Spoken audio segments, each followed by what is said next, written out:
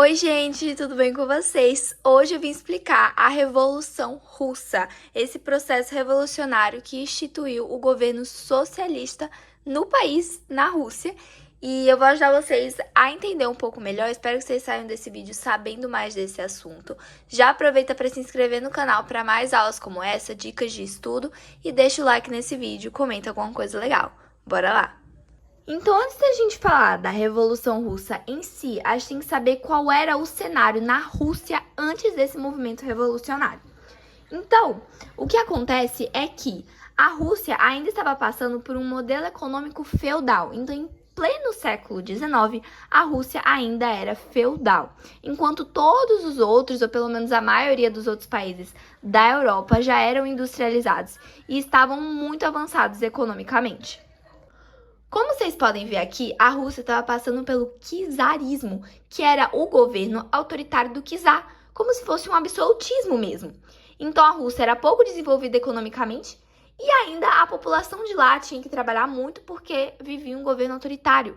Então a situação da Rússia não estava boa, as pessoas estavam insatisfeitas e as pessoas estavam com fome.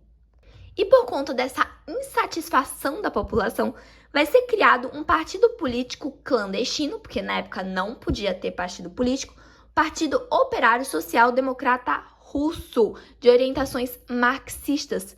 Então eles estavam lá justamente contra o czarismo, querendo melhorar essa situação de vida na Rússia. E aí a gente tinha os bolcheviques, que eram a maioria da população e eram liderados pelo Lenin. Vocês têm que lembrar do Lenin, ele vai ser muito importante ao longo da Revolução Russa. E os mencheviques, que eram a minoria.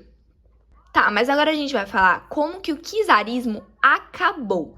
Então, o declínio do czarismo ele começou quando o Império Russo se envolveu em uma guerra contra o Japão, que foi a Guerra Russo-Japonesa, em que a Rússia teve uma derrota muito vergonhosa, uma derrota catastrófica, que aumentou o imposto, precisou recrutar muitos soldados, a população já estava com fome, ficou com mais fome ainda. Então a situação da Rússia estava ruim e foi para ainda pior.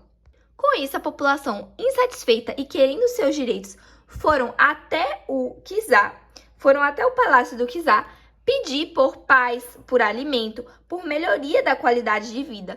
Lembrando, a ideia era ser uma passeata pacífica, porém o czar reagiu de forma horrível, então ele enviou o exército para matar todo mundo que estava lá. E aí esse acontecimento ficou conhecido como o Domingo Sangrento, que aconteceu em 1905. Então, ninguém estava gostando do czar. Aí eles vão lá pedir ajuda, pedir alimento, pedir tudo mais. E o czar reage dessa forma horrível. Então, a relação de confiança que o povo tinha no czar passou de ruim para pior. Gente, as coisas já estavam ruins, só foi passando para pior.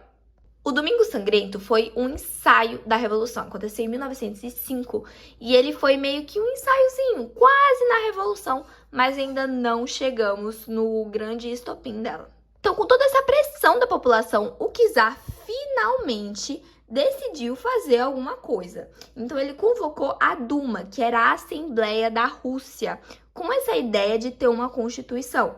Só que, gente, no final não deu em nada, tá? Ele desistiu dessa Duma, foi só uma ideia para tentar acalmar as pessoas.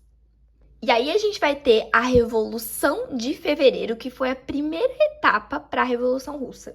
Em 1914, a Rússia entrou na Primeira Guerra Mundial, mesmo que ela não tivesse nenhuma condição de entrar, gente. A Rússia estava muito mal, a Rússia não tinha capacidade de entrar em uma guerra, mas mesmo assim eles queriam, para poder impulsionar a industrialização russa, para ver se a Rússia conseguia se desenvolver melhor economicamente. Tá todo mundo muito mal com o czar, muito insatisfeito, ele vai perder o apoio de praticamente todo mundo. A Rússia estava com todo esse problema, então ele vai abdicar do trono.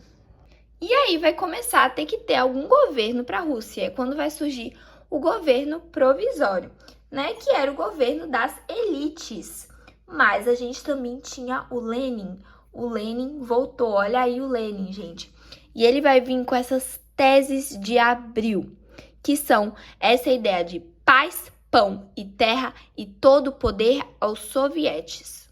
Os sovietes eram um grupo de trabalhadores que se uniam basicamente para pedir melhorias na Rússia. Então, gente, a gente tinha lá o governo provisório. O governo provisório não era a favor dos sovietes. Inclusive, estava dizendo que não ia sair da guerra, mesmo que a Rússia estava acabada, estava precisando sair da guerra. Então, a gente tinha aí o Lenin. O Lenin, que era dos bolcheviques, era o líder dos bolcheviques.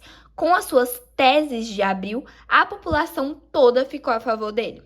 Então, os sovietes, eles tinham a ideia de que a própria população tinha que ficar no poder, porque eles representavam essa população. Então, eles queriam que eles ficassem no poder, ou seja, que a população ficasse no poder. Socialismo.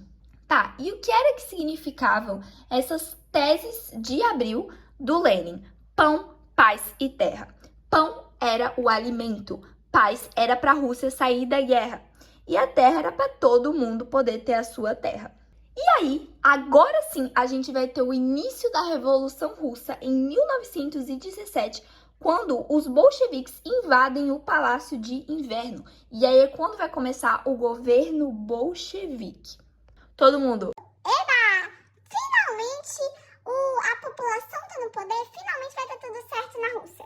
Só que, gente, o governo bolchevique, ele foi muito autoritário. Ele teve suas vantagens e suas desvantagens, assim, teve as coisas boas do governo bolchevique, mas também tiveram as coisas ruins. Por exemplo, no governo bolchevique, a gente teve o decreto de paz. Então, finalmente, a Rússia pôde sair da guerra, que a Rússia não estava mais se sustentando naquela guerra. Mas foi um governo muito autoritário, então não foi como se fosse um governo, inclusivo para todo mundo legal e tal. Não, foi super autoritário. Mas, ao mesmo tempo, também ajudou quem estava passando fome, reconheceu a posse das terras das pessoas. Eles estavam literalmente acabando com a elite. Só que aí dentro da Rússia vai acontecer que a gente vai ter as pessoas a favor do governo de Lenin e as pessoas que não eram a favor desse governo, os opositores. Então vai começar a se instaurar uma guerra civil na Rússia. A gente já não estava bom, tudo que estava acontecendo teve que ter uma guerra civil. E aí a gente teve o Exército Branco, que eram os opositores de Lenin, né, os mencheviques, a antiga aristocracia russa, as elites, e o Exército Vermelho, que eram os bolcheviques, né, em que o Lenin era líder. Só que aí, como vocês sabem, Lenin estava no poder, né? Lenin que estava ali no poder era o governo bolchevique. Então, ele teve algumas ideias para ajudar o Exército Vermelho a ganhar a guerra civil.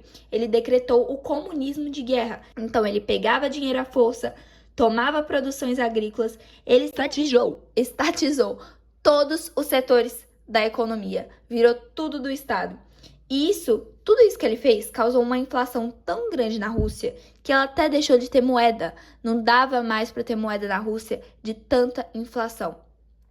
No final, a gente sabe que o Lenin venceu a Guerra Civil, o Exército Vermelho venceu. E depois de vencer a Guerra Civil, os conflitos acabados, eles tinham que adotar medidas para reerguer a Rússia. E essas medidas eram o NEP. Então, eles tinham que voltar a ser um pouco capitalista, dar um passo para trás. O Lenin falava, dar um passo para trás para dar 2 passos para frente. Então, eles tinham que ficar capitalista para depois eles conseguirem se reerguer e voltarem a ser socialistas. Então, nisso, voltou a ter comércio. Eles pararam de tomar as terras das pessoas, né? O dinheiro voltou a ser usado porque a moeda tinha acabado. Então, eles meio que tiveram aí características, tudo certinho aí do capitalismo, para depois eles tentarem voltar ao socialismo. E aí, a gente vai ter a criação oficial da União Soviética. Então, os sovietes eram tão importantes, tão influentes, que o país vai virar a União Soviética. E foi esse o vídeo de hoje. Eu espero muito que vocês tenham gostado, que vocês tenham entendido um pouquinho a mais sobre a Revolução Russa. Deixa um like, se inscreve aqui no canal, comenta se vocês gostaram do vídeo, se o que vocês querem que melhore, se vocês gostaram do cenário, enfim. E até a próxima. Tchau!